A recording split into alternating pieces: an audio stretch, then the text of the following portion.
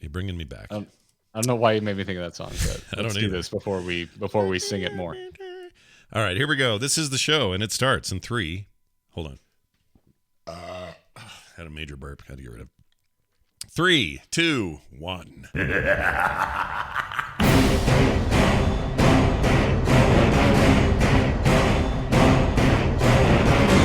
The World of Warcraft podcast, so you don't have to.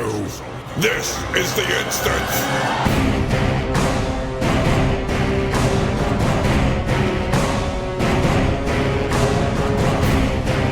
Good morning, everybody. Welcome back to The Instance. This is The Instance episode 637.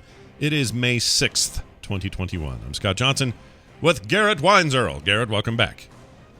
Hey, Scott, good to be back. Happy Friday. Man, happy Friday to you. Look, here's the deal. Last time we spoke, you were on your way or getting close to being on your way to do some car thing. And oh, yeah. We need a report on how this goes because you were like racing your own car sort of against time trials or something, not other people, right? I mean, like, I guess I don't know. Kind of both. Not time trials, but there were other people out on the track at the same time, but it was a controlled environment. So if everyone will entertain a little pre-show banner about our personal lives, yeah, man, I went to a track event with my car, and Katie, my wife, came with me, and she brought her car. Yeah.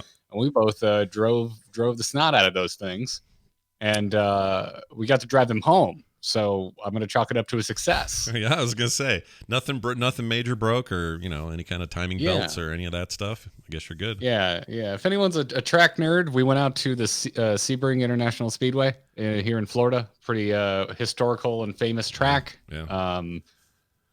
What is it? 17 turns, I want to say. Multi-mile track. Depending on everyone asks how fast you go. It's more about how quickly you can go through the turns. Yeah. But on the back straight, my car, the highest speed I saw, because I'm not staring at my speedo, was 120. Oh, wow. That's not bad. That's pretty good. I'm trying to think if I've ever gone 120 in anything other than an airplane. I don't think I have. I'm not going to say where or when it happened, but I think I hit 120 in a Mustang I once owned. But this is definitely the first time hitting 120 in this car. I think I hit high 90s in a 280ZX once back in the day when I was a teenager because we were reckless. But I think that's as fast as I've ever gone. So congratulations, you've done it, man. You've done it. Dude, it was a lot of fun. Probably, and my biggest complaint is I liked it too much because it's not cheap, and I already how can I finagle a way to do it again? Yeah, it feels like golf. Like once you're in, you're super obsessed, but it's going to cost you every time you go, man. It's going to be expensive. Yeah, I mean every hobby has its monetary pitfalls, right? Yeah, I mean, yep. We're going to talk about monetary pitfalls in Burning Crusade today. We are. There are a couple of monetary potential pitfalls, and optional monetary pitfalls. Yeah, and a lot of people who have very much misread the headline, so we're going to clear some of that up as well. Coming up on these side quests. The Activision Blizzard Q1 2021 investor call was kind of enlightening. This happens a lot. We sometimes comment on these things. Usually we try to suss out stuff that has to do with the games and what we can learn about player population and that sort of stuff. And there's a few tidbits in here. Here's a few things we learned. We learned, for example, Blizzard is losing millions of players across all of its genres to the tune of about 2 million. There's some funny math in here, though, and we'll talk about that in a second. But it has still stayed profitable, however. That meaning just the Blizzard side and Activision as a whole have remained profitable despite those losses. But I'll break those down a little bit here. So monthly active users fell from 29 million in February Q4 of 2020. So February last year, that was at 29 million. Over basically the period of the pandemic, they're down to 27 million in this quarter's results. And they noted as part of this report that it was part of a steady trend for Blizzard, which has lost right around 11 million players in the last 3 years. That number surprised me, which is a 29% drop across all titles. Now, there's a lot of reasons for this, and we can get into it, but we're talking about aging games, not a lot of new stuff. The kind of up and down cycle of World of Warcraft means people return and then go and then return and then go. So there's a lot of stuff to sort of suss out here. One of the things that we learned was that Overwatch, despite not having a single new map, mode, or character in over a year, has added 11 million players or 10 million players to the game in that time. So that's where the math gets funky to me.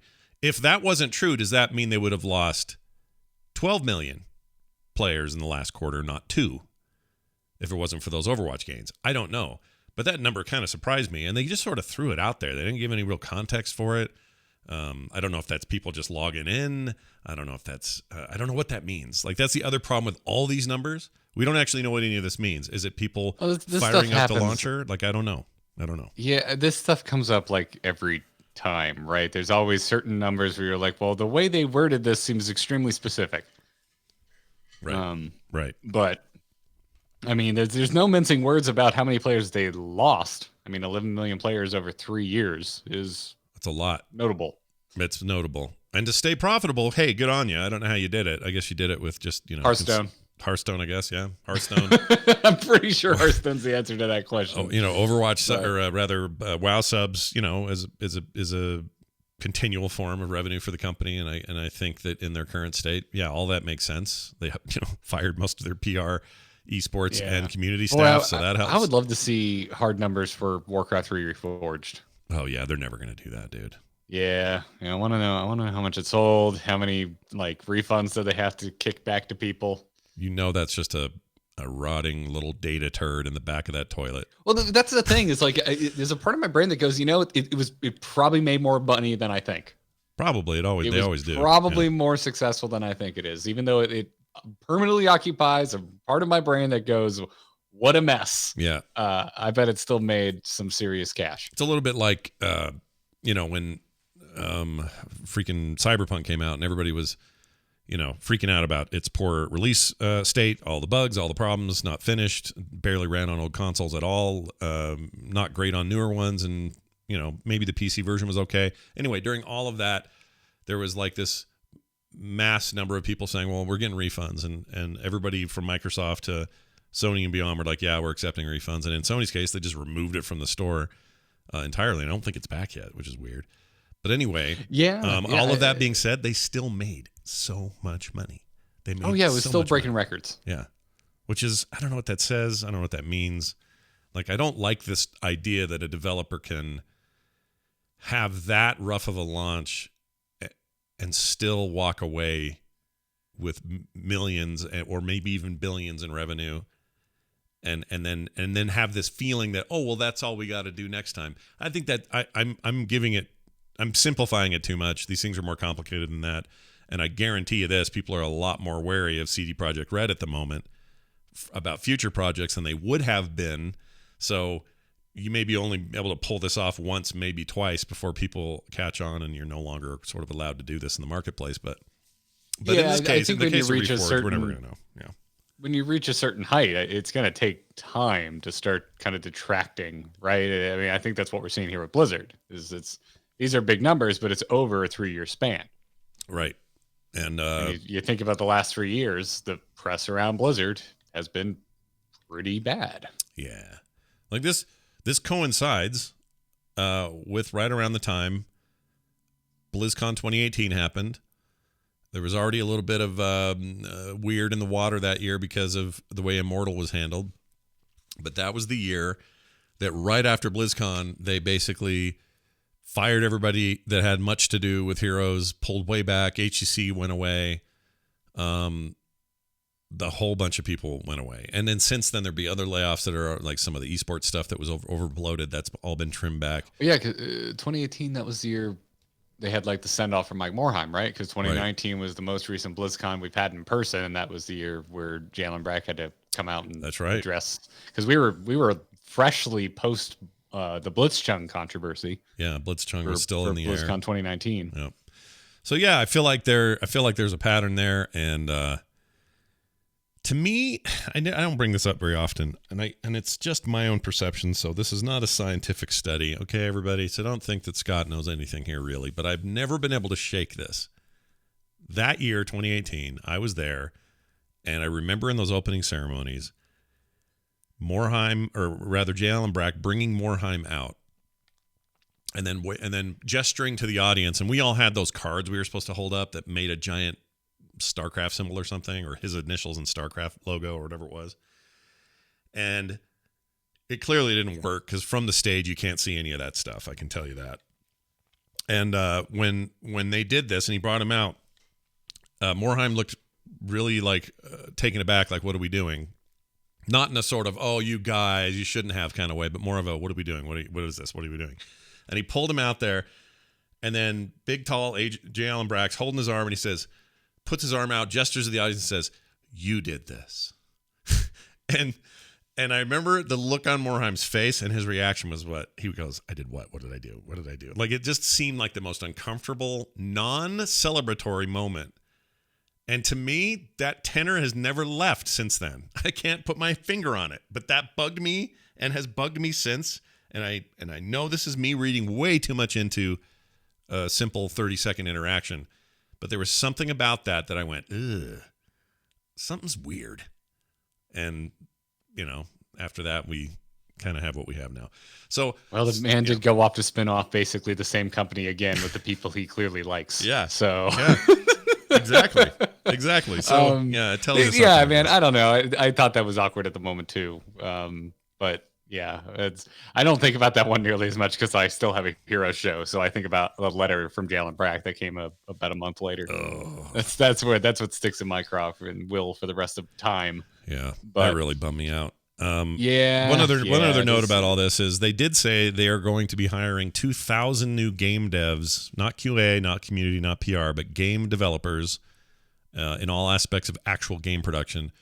2,000 people over the next couple of years, and they're going to be fleshing out all the current big franchises, whatever that means. So I assume this means an injection of new raw development talent into the Warcraft team, the Diablo team, the Overwatch team, maybe the Call of Duty team. I don't know if they're talking about full Activision here or not, but so yeah, they're hiring new people. And I would assume, chat room says, at minimum wage. No, devs make more than that.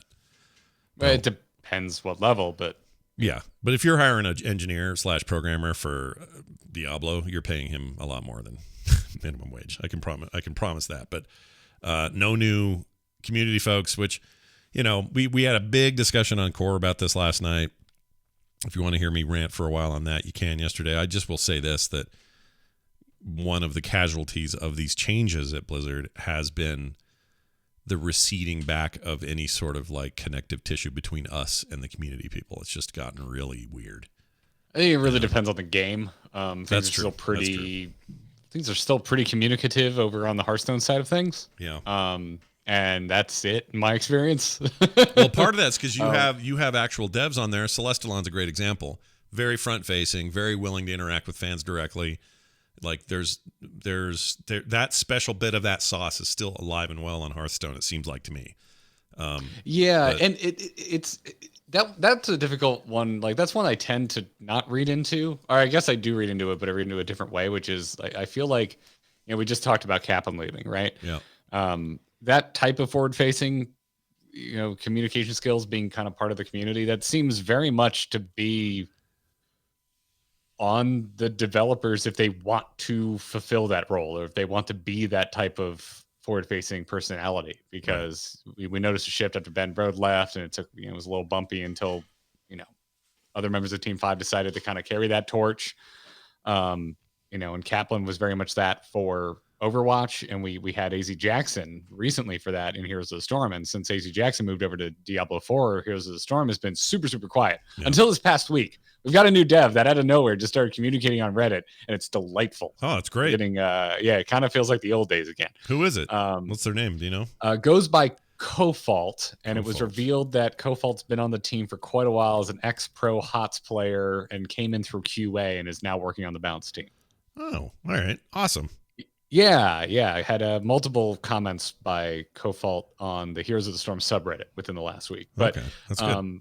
Yeah, to bring it back to my point is that like I think it's less of a company edict that like every team has X amount of people that are like the face of the game and getting out there and commenting in the subreddit and being vocal on Twitter and whatnot, and more, hey, are you PR trained and allowed to be forward facing and you want to be? Cool, go for it. Right. That's the vibe I get. And this is, by the way, based on nothing but my own experience, covering Hearthstone, Heroes of the Storm, and World of Warcraft.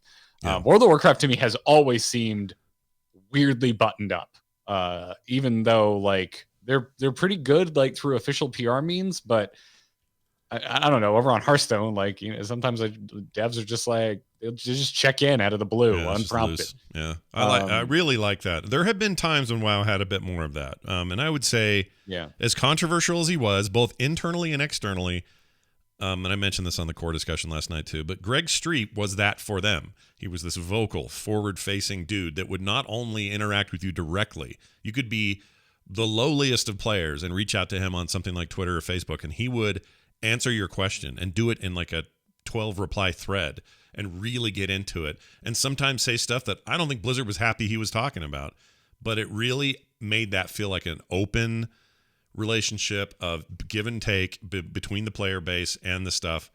And that isn't, I'm no offense to anybody up there, because I really like a lot of the people and they have a lot of great passion, as always, really talented folks. They just don't they're just not that. And so we don't have that. And like you said, it's not mandated. So if it's not mandated, you either get lucky and there's just a talkative dev on the team, or there's not. And right now there's just not. Yeah.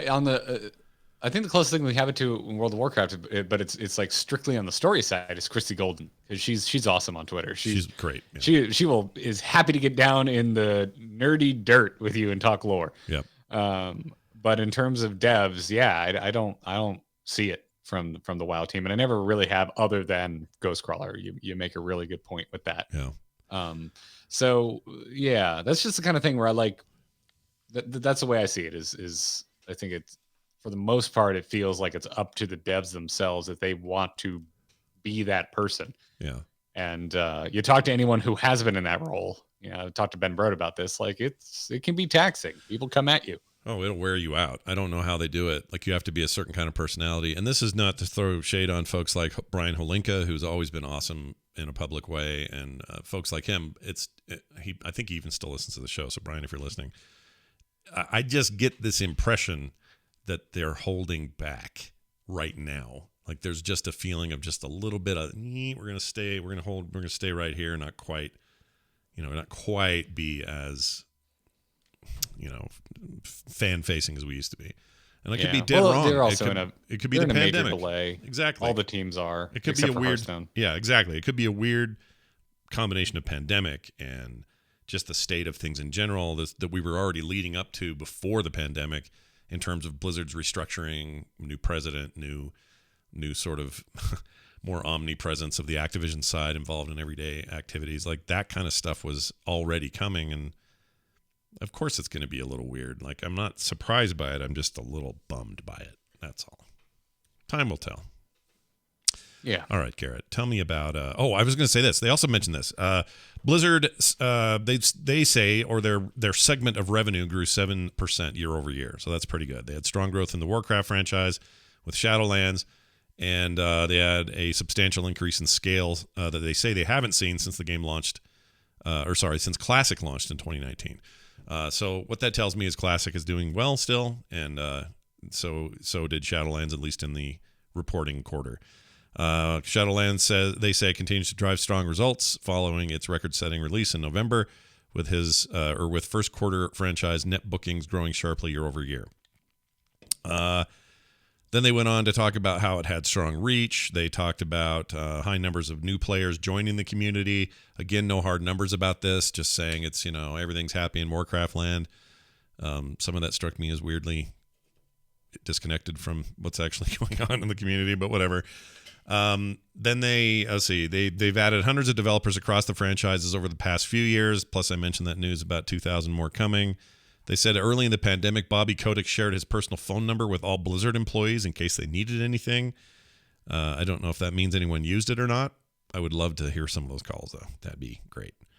Do you think anyone called him and said, you look like that guy from... Are you going to say Moneyball? Yeah, I can't think of his name, though. Who's the actor? If it's Moneyball, it's Bobby Kotick. No. I mean, not him, but the other guy in Moneyball that looks like him. He got an Academy Award nomination for that, or for Wait, what? This is a Jonah guy in Hill. Moneyball. Jonah Hill. That's it. He looks like Jonah Hill. Just go look at a picture of Bobby Kotick and another picture of Jonah Hill, and you will be blown away how those two look the same. You know, I'm gonna raise a big fat eyebrow on this one and just say, sure, Scott. I'm telling you, man. I'll find you the comparison shot that I did not long ago, and those two look the same. It's weird. It's freaking me out. Anyway. I can't wait for the Activision Blizzard biopic where Jonah Hill will be cast in the role of Bobby Kotick, and he'll probably win an Oscar for it. Yeah. Who would you have play? Let's see. Let's think of a high level. Are we casting the dramatic retelling of the Activision Blizzard takeover? Yep. We Is that are. what we're casting? I think Paul Rudd would be a good Jeff Kaplan. Let's get that in there. Yeah. Not bad, right? I can see that. It's not bad. I can see that. Metzen will be played by who's a big Viking-looking dude. Do that. Whoever that is. Throw a dart at the cast of Vikings.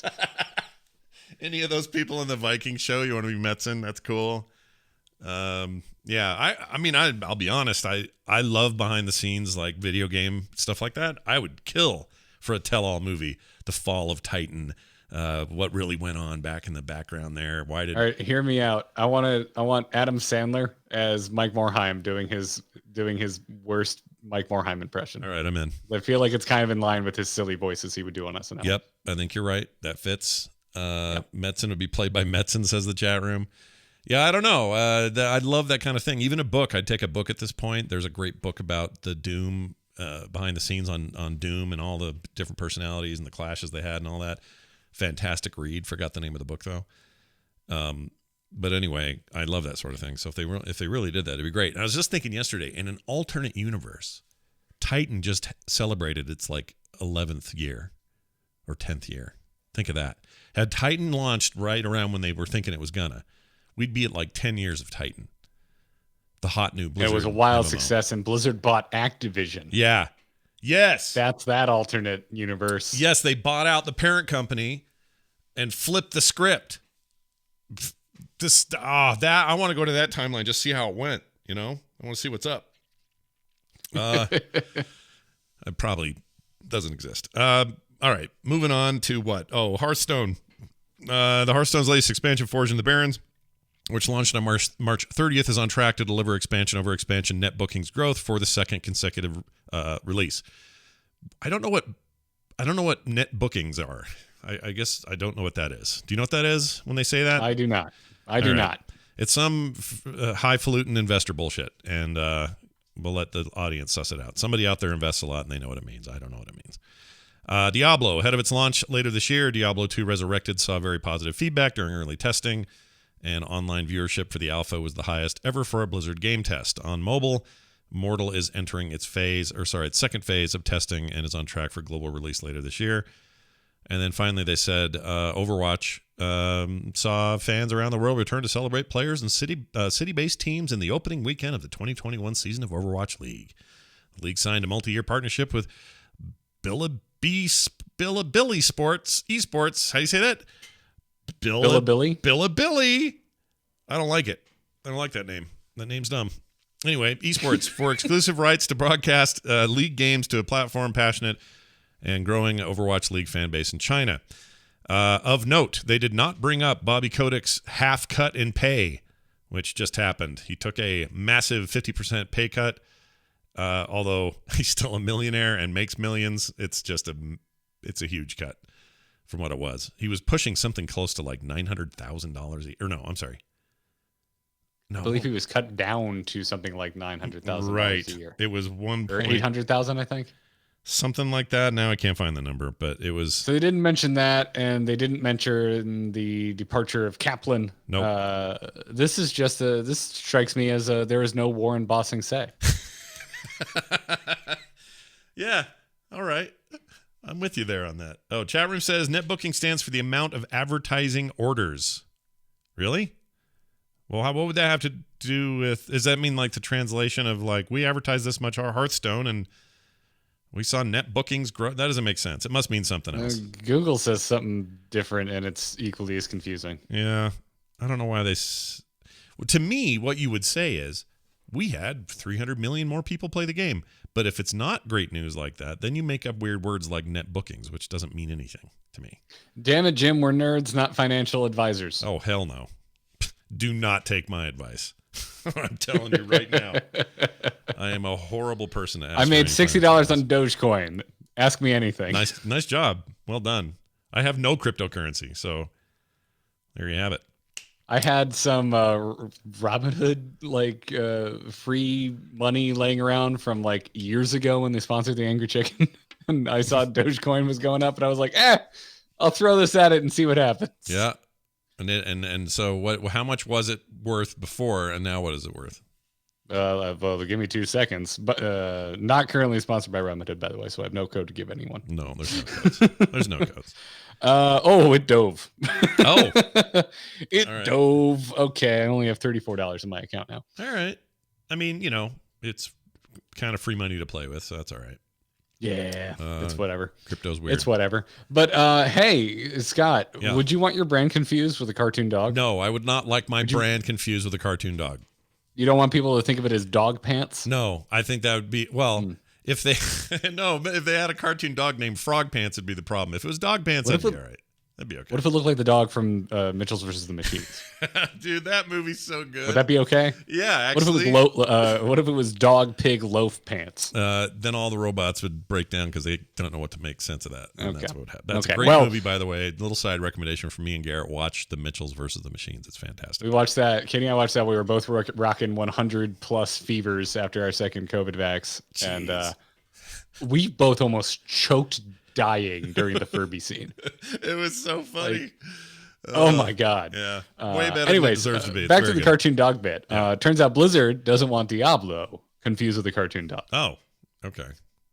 This feels remarkably like a Jay Leno bit. Have you heard about this, Scott? Have you heard about this? You hear about this? You hear about this? Seeking to protect its long-held trademark, Blizzard has filed a notice of opposition with the U.S. Patent and Trademark Office to block Fox from trademarking Diablo, one of the canine characters from an upcoming animated series called Housebroken.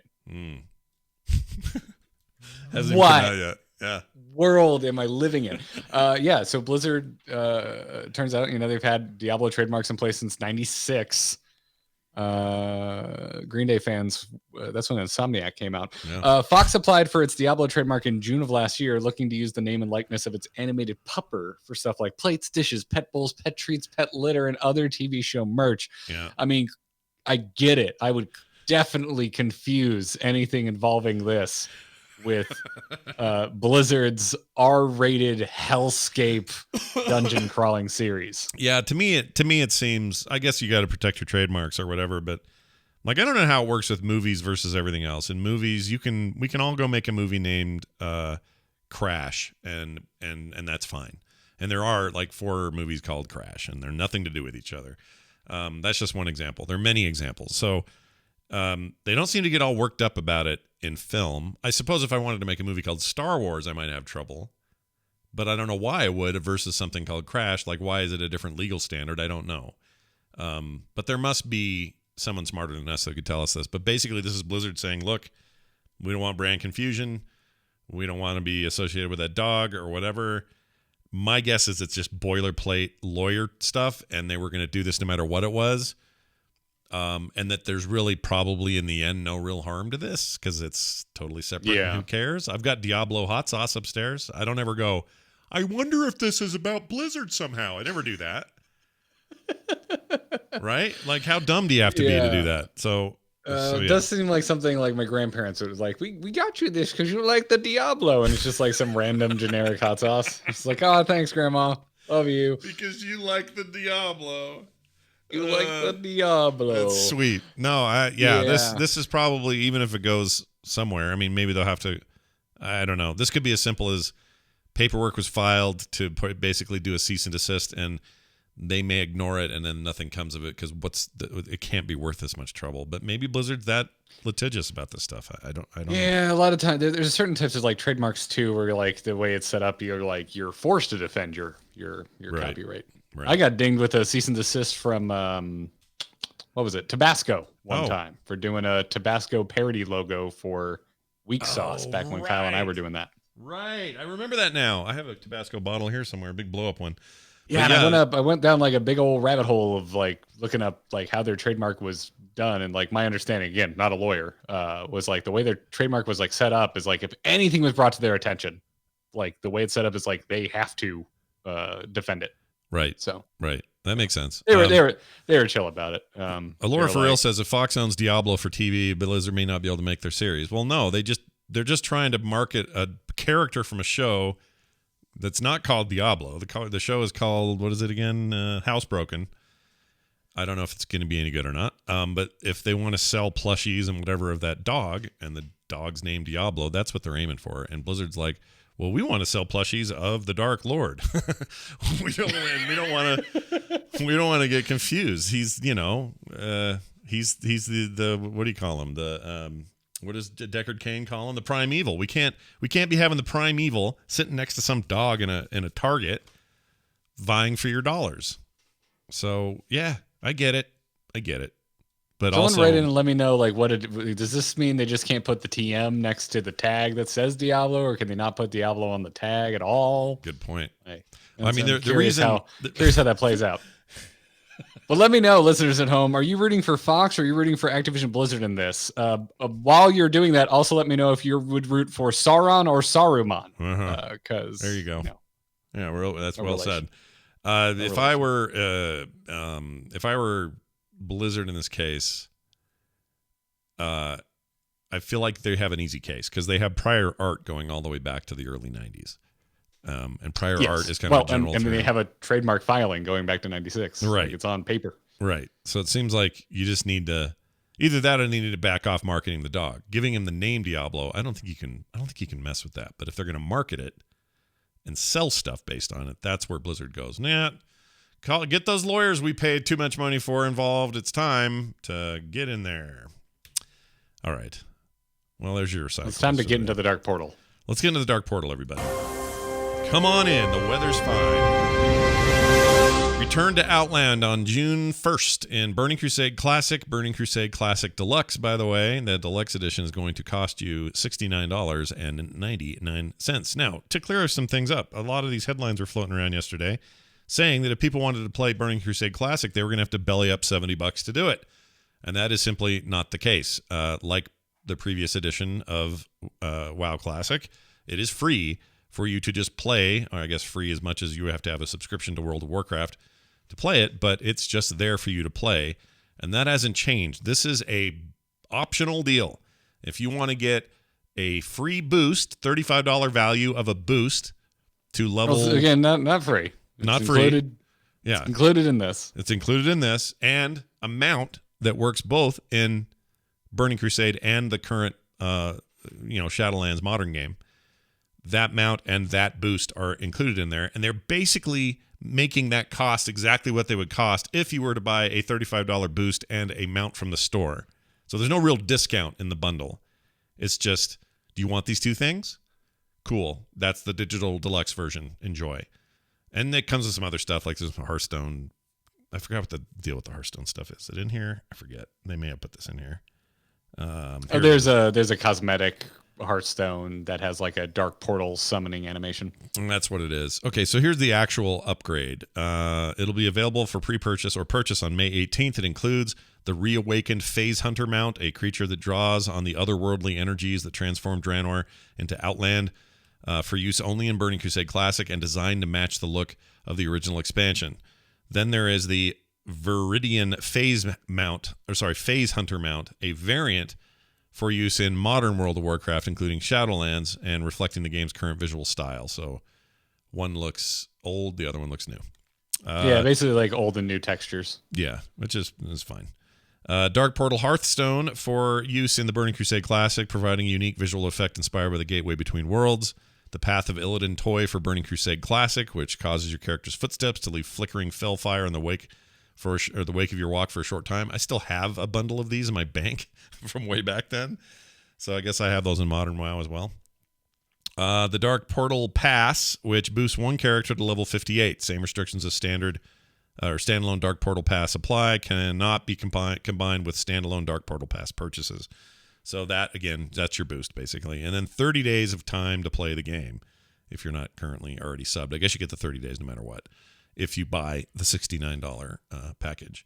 Some have said, that's too much. Others have said, so what? I'll just buy. I don't need it. I'll just play the game. Garrett, where do you land? Are you tempted by the $70 piece of business?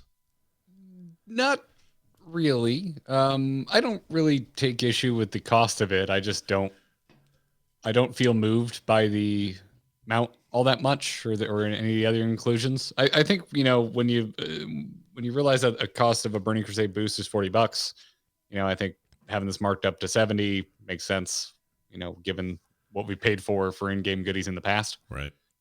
I'm just not all that hyped about the in-game goodies. So Yeah. as much as I want a boost, I'll just buy a boost for $40. Yeah. It'll be. I mean, that's what. How much is a boost in the normal game? 60. So 60. So this is it's a less. $20 discount. You will only be able to get it once. Right. If they stick to their guns and years from now go, all right, we'll give you another one. But Well, if your current classic character though is already at 58 to 60, and you're just wanting to get in there, you're good. You're already there. You don't have to do anything. You just play the game. Going through the Dark Portal at 58 with greens, though, is challenging. So Godspeed. Yeah. Good luck to you.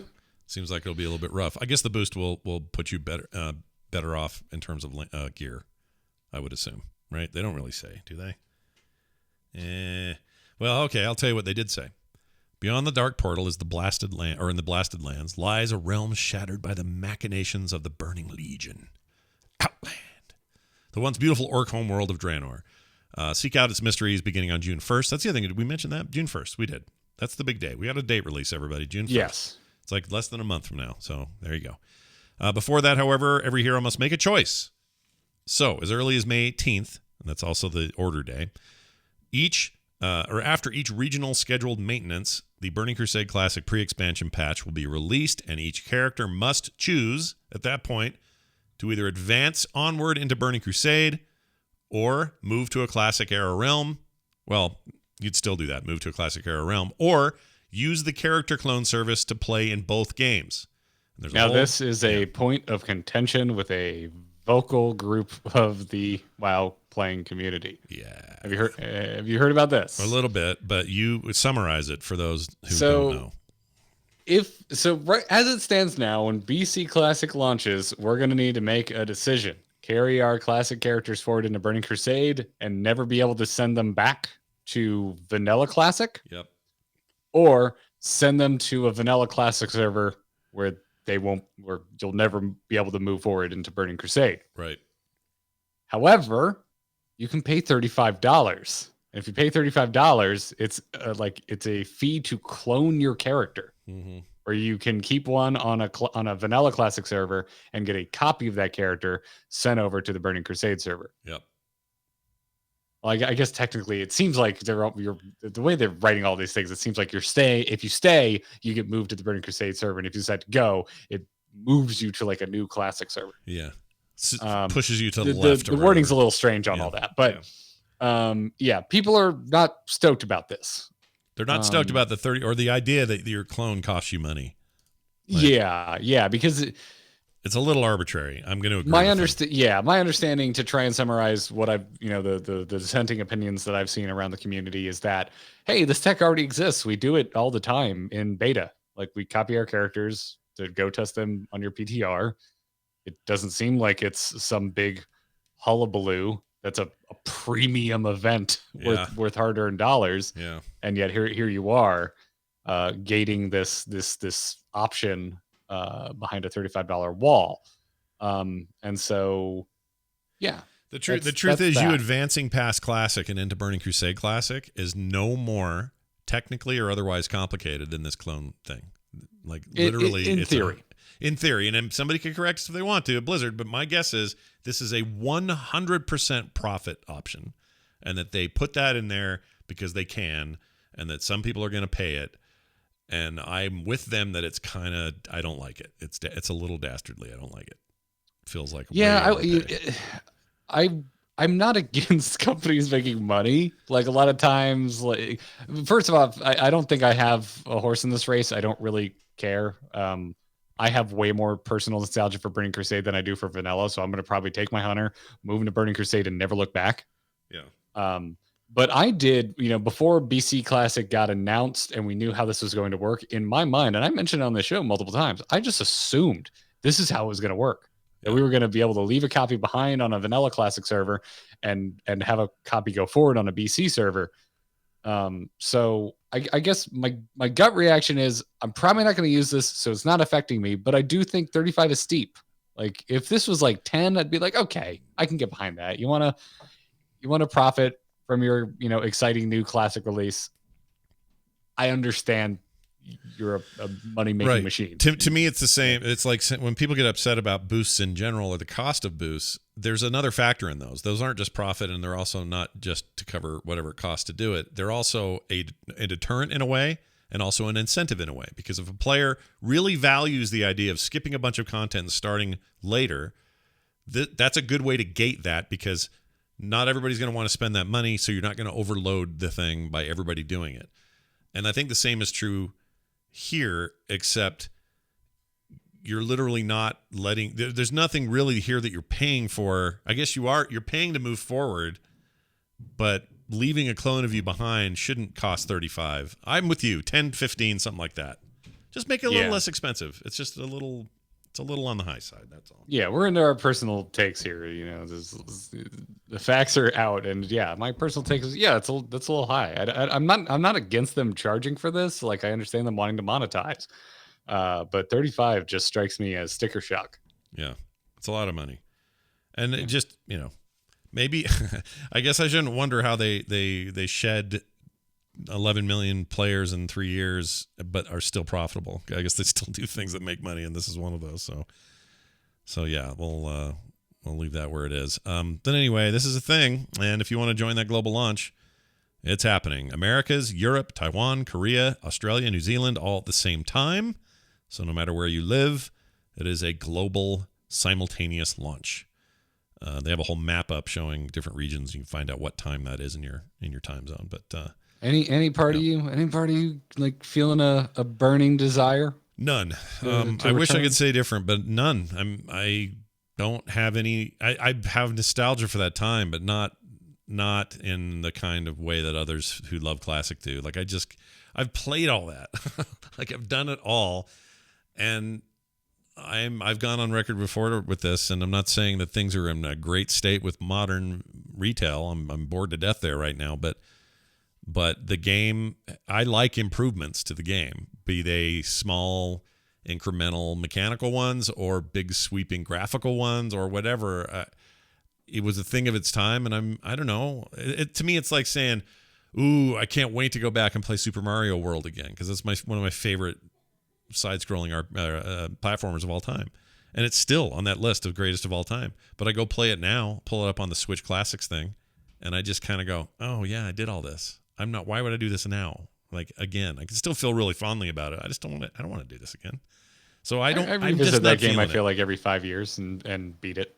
Yeah. See this, and that's when the other point I want to make is clearly there's an audience for this. Clearly, and you're one of them. And there are plenty of people out there who are primed for this and ready to roll. And I think that's freaking great. I love it. I just don't think I can do it.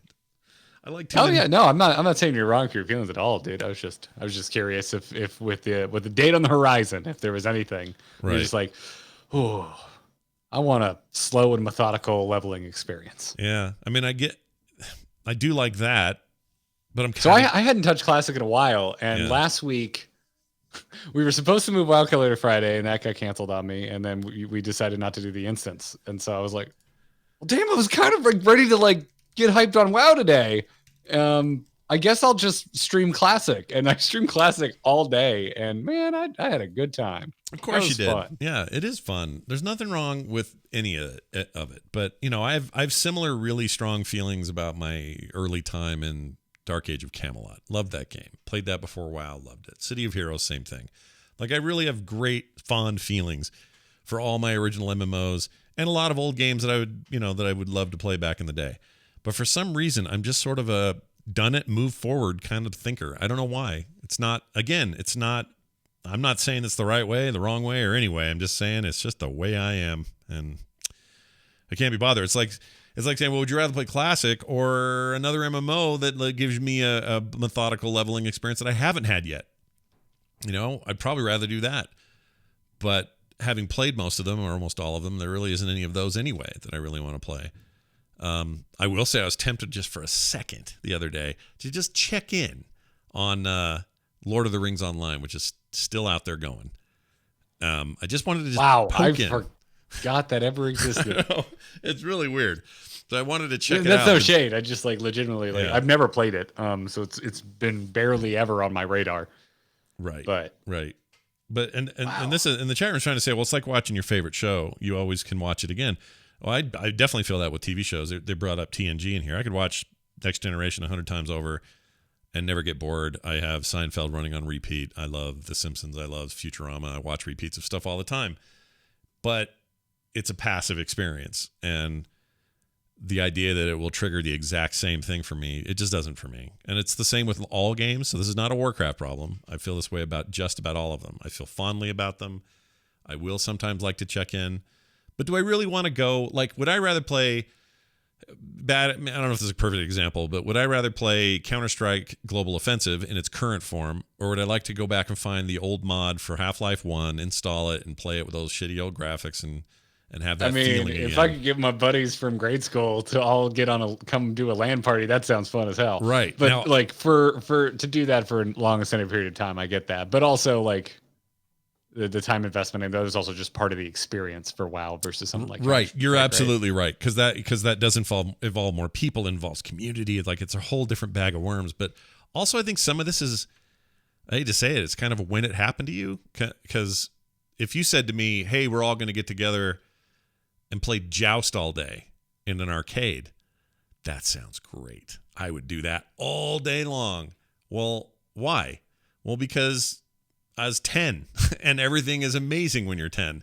And I can't wait to get back to things and do those things again when I was 10. But I played Burning Crusade in what was the year? 2007. 7 was it? Yeah. I believe 07 was when it originally released. I had a 7-year-old, a 10-year-old, and a 13-year-old. I'm well into parenthood. I'm well into that phase of my life. And so it doesn't have that same sort of, level of devotion that I might say to me watching Super Friends or playing Joust all afternoon or whatever. I think there's something to be said there. I get it. I do a whole episode with you about how anything after you got married or entered whatever milestone you would consider adult life, maybe it's moving out of your parents' house or whatever. Yeah. Everything after that just starts to meld together. Yeah, no, you're right. And it starts to, the time's a funny thing, and it feels weird the older you get, and it just isn't the same. Sunshaft Game Studios in the chat made a good point. It says, I was born in 93, and when I was 11, that's when WoW came out. So that is my memory of WoW. That's why I'm so diehard about it. I get it. I totally get it, dude. If I was 11 when WoW came out, I think that's why outside of the Arthas connection, I think that's why my hardcore WoW nostalgia ends after Wrath. Yeah. Because shortly after that is when I moved back to Florida from California, and Katie moved in with me, and we're now married. That feels like the beginning of adult life for me. Yeah. And everything that's happened since then, I have no nostalgia for what Halo 4 came out, I think, when I moved back to Florida. I love Halo. Halo is one of my favorite series of all time. Right. I don't think I've ever replayed a Halo past 3. Right. I've definitely replayed. Well, yeah, I've replayed Reach. I've replayed Reach. Reach is so good. I haven't replayed any Halo post Bungie Halo. Yeah. And I mean, there are kids right now, there are 12-year-olds who are so steeped in the Fortnite thing. That's going to be them. In 10 years, 12 years, 15 years, they're going to look back and go, oh, Fortnite, remember that? And they just won't be able to stand not playing more Fortnite. They're going to have the same feeling. That's a game that I'm bracing for it. I'm bracing for in my 50s for them to be Fortnite Classic, now out. Go play Fortnite in its original form before we had Travis Scott walk all over it and terraform the planet. I saw a bunch of that. That was cool. That was one of my That was things. cool as shit. It was really cool. I don't like Fortnite at all, but I really like the stuff they do in there. Fortnite's not my jam either, but like what they've turned that game into and its cultural significance, like I don't know, you can either be an old grump about it or you can be like, that's freaking cool, and I choose the latter. I think I don't want to play it though. I don't like the shooting of that game. I don't like it either. I think it's not my game, but I do love the community style stuff they pull off, and a shooter is just insane that they do it in there. And I will say Apex Legends 3v3 Arena, pretty good. Their new permanent mode. I need to get in there, dude. I need to play that. It's pretty good. I'm itching. I'm getting the Apex Legends itch again. I have the itch, just I don't care about BR anymore, but that 3v3 like round stuff is kind of my jam. I'm having a real good time in there. So I can always be talked into BR with little effort. But depends on the day. A lot of my buddies aren't playing at the moment, which is why I'm not playing any BRs. But if you were like, yo, let's play PUBG, or yo, let's play Warzone, or yo, let's go play Apex, I'd just be like, all right, if you're gonna lightly twist my arm in a gentle fashion, I guess we'll go do this. Like, I haven't played PUBG in so long. I'll bet it's like a new experience because there's so much changed. Same. They've got. When I left, they were still only 2 maps, and the small jungle map had just been like teased. Yeah, I've never been on it. I think they just put crawl through the window tech in it when I last played. That was a long time ago. Crawl through the window? I thought you jump out windows. Maybe jump. However, you could get into windows, right? Now, like you can climb in, not up high. Yeah, it's kind of like a jump like that. I don't know. PUBG was my first BR, and I still have a really fond place for that. But Warzone kind of killed it for me. Yeah, Warzone's pretty good. Although I haven't checked in on that. Game. It's so big, dude. You got 300 gig. I got a game for you. You ready for that? Huge. Yeah. Do you have an entire hard drive to dedicate to this install? Have I got a game for you? Yeah. Do you have a terabyte just sitting around? Well, good news. Yeah. Do you? Anyway, so there's that. That's what's going on. Look for it on June 1st, everybody. Your chance to relive the Dark Portal. Mr. Johnson, I have questions. All right. Quick email here from Chris. Not the same Chris that just spoke, but a different Chris. And he wrote into theinstance@gmail.com and said the following. Is it okay to feel bored with your favorite MMO? I feel like he says, I feel like I'm cheating on my wife or something. Help me process the guilt I feel and make sense of these strange emotions. Yours and Chris. Well, Chris, I love his outro. Yeah, it totally is. You know what? I've had to come to Jesus moment here with the game a little bit in this regard. Whenever there was like a downtime in the game before, I don't know, Kata, some of the long tail of Kata or Warlords of Draenor problems or whatever, I would get to a point where I'd not be enjoying myself like almost at all. And I would feel this feeling of, but you can't feel that way. You can't feel that way. This is World of Warcraft. You can never feel this way. I've finally figured out a way to feel that way. It's okay. Like right now, my MMO money is being spent on ESO. Elder Scrolls Online is scratching my itches, and in a pretty great way, and I'm really enjoying it. It doesn't mean anything. People bump up against a wall in there, I'm sure, and go, I don't want to play this anymore. People do that in FF14 all the time and say, I don't want to do this anymore. Like, it's okay. The trick for us is we have a show, and part of the show is talking a lot about that game. And that always made it feel like, that somehow the stakes are higher. I can't not be in love with this game because this is going on. Every content creator goes through this. Of course, no matter what it is they're doing. You think those Fortnite streamers with 60,000 concurrent viewers aren't sick of Fortnite? I guarantee they are. Guaranteed it. That's why you've seen them playing other battle royales. Yes. That's why they'll switch once in a while and their viewers drop and then they're forced to go back to Fortnite. Like, it's just an ugly cycle. But I finally come to a place where it's fine. Like, I'm bored right now with the game. I just am. And it's okay. And I don't prescribe that boredom to anyone else, nor am I saying it's a sign of the apocalypse or anything. I'm just saying I'm a little bored right now. And it'll be on Blizzard to make me not bored, and I'll see how it goes. But I don't think you should feel bad. Like, you're not meant to. There's no contract that says you can't feel that way. So feel that way. It's fine. It is so normal. There was a great short YouTube video by Adam Savage that came across my YouTube recommended recently, and I think it's a little older now. It might be a couple months old, but It was he was doing Q&A. I don't know if you ever watch any of Adam Savage's solo stuff on his YouTube channel. Some of it, yeah. It's good. I like it. think it was one of his Q&A ones, and I think the title of the video is something along the lines of, do you regret being a generalist? Yeah. And I mean, his long and short of it is no, but he goes into some pretty like deep philosophical thoughts on, being a prop maker that hasn't specialized, Right. and how he wouldn't really do it any other way. Right. Um, Personally, I'm with. and I mean, that style matches my style. I just can't. I can't. Same. I can't throw all in one place and never move. It just doesn't work. Yeah. I think a lot of, because like personally, one of the comments I get more than anything else is, dude, how do you do 3 shows about 3 Blizzard games, like, Right. and keep up? Right. And the other comment I always get is, oh, why aren't you X rank in Y game? Like, and those are the 2 comments I probably get the most. Yeah. Definitely more the first thing I mentioned than the second, but I still get that. People are like, aren't you legend? Or your level in Heroes of the Storm is only this, and it's always like, well, I play WoW, I play Heroes, I play Hearthstone. Like, what's, how high have you gotten across those 3 games, and whatever it is that you measure in those games, and but it's funny because I think about that in tandem with the first thing I said, which is, how do you cover so many games? And I just go, I think I would have burned out a long time ago if I didn't cover this many games. Yeah. I think if I went hard into one game, I don't think I could have done it, man. No, I think I would have just been so bored. I would Yeah. have lost my mind. I need the variety. Plus, I'm fascinated by Yeah. all of it. I want to have my finger in everything. That sounds bad, but I love all of it. And so you can't pigeonhole me. And I ran out of F's to give a long time ago about this, but there were early days in the instance that if I wasn't doing the exact hot, cutting edge, freaking raid / dungeon thing that everybody had to do, that I would feel guilty about that. I'm like, oh well, I don't have time or this or whatever.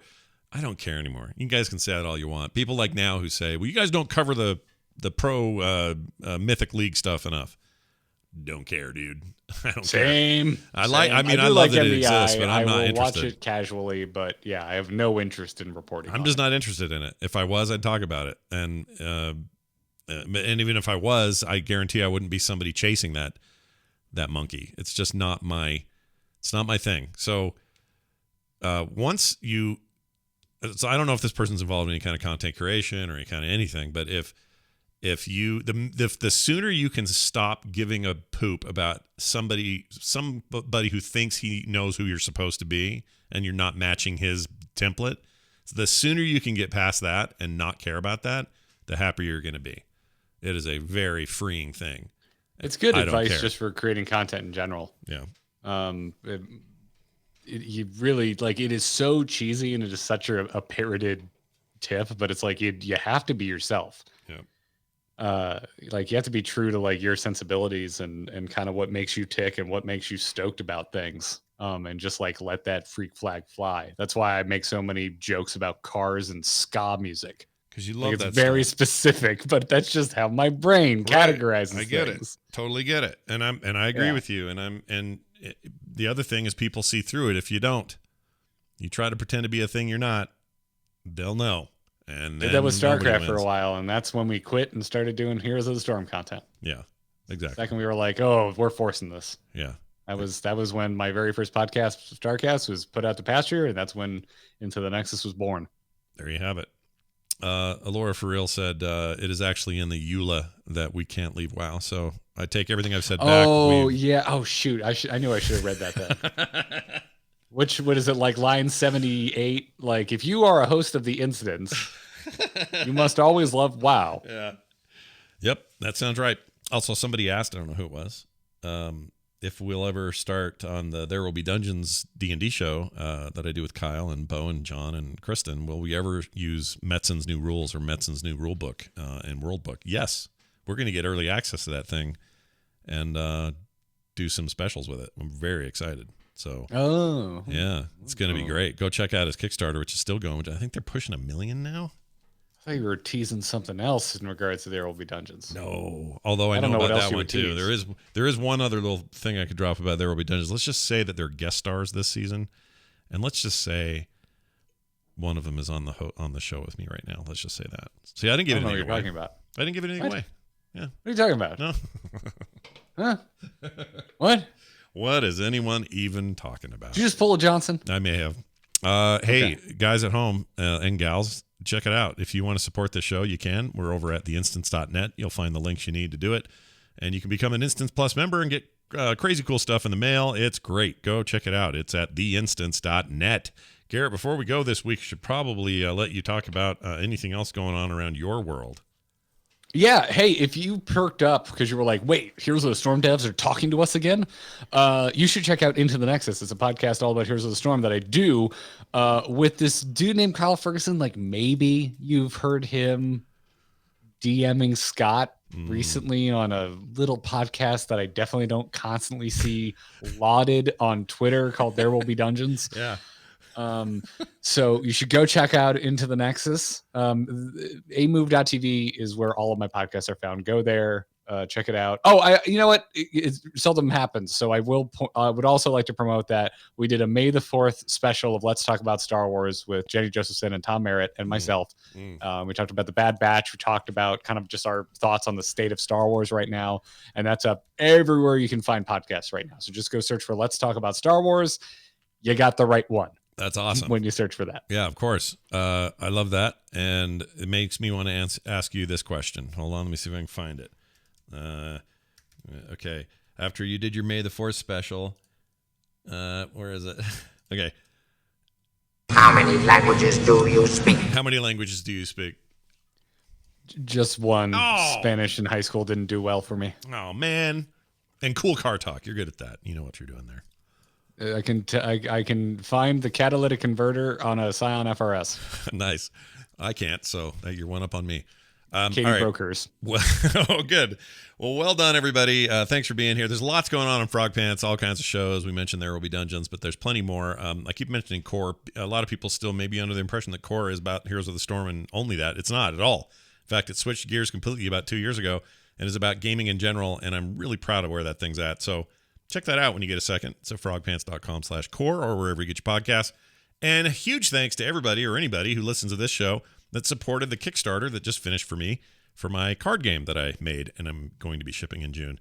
To learn more about what you missed or what might happen with that, you can find it over at rockrunners.art. And thank you for your support. It really means a lot to me. All right, that's going to do it for us. Theinstance.net is our website. You can also find us on Twitter, Instance Show, Scott Johnson, Garrett Art, and more shows like this at frogpants.com. Join the newsletter, frogpants.club. You'll get all kinds of cool stuff there. That's going to do it. Thanks for being here. We'll see you next time.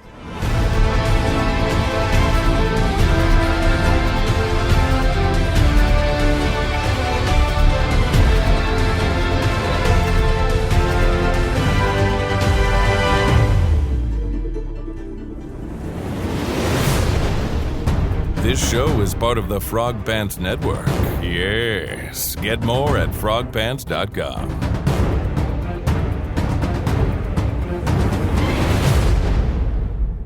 Oh, that's funny. Someone in the chat mentioned